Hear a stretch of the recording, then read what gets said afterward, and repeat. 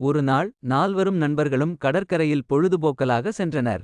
அங்கு அவர்கள் விளையாடிக் கொண்டிருந்தபோது ஒரு பெரிய அலைகள் வந்து சித்ராவின் செருப்புகளை கடலில் இழுத்துக் கொண்டு சென்றது. என் செருப்புகள், அவற்றை எப்படி மீட்பது என்று கவலையாக கேட்டாள். நாம் ஒன்றாக முயற்சிப்போம்.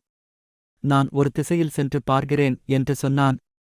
நாம் உன்னுடைய செருப்புகளை கண்டுபிடிக்க முடியும் என்று உறுதியாக சொன்னான். அரவிந்த் மற்றும் விக்கேஷ் இங்கு எதுவும் இல்லை, இன்னொரு இடத்தில் பார்க்கலாம் என்று சொன்னார்கள். நன்றி நண்பர்களே, நீங்கள் எல்லோருக்கும் உதவியாக இருக்கிறீர்கள் என்று கண்ணீர் வடித்தாள். கண்டுபிடித்தேன் சித்ரா, உன் செருப்பு இங்கே இருக்கிறது என்று மகிழ்ச்சியுடன் சொன்னான். நன்றி அரவிந்த், நீ எப்படி பெற்றாய் என்று வியப்புடன் கேட்டாள்.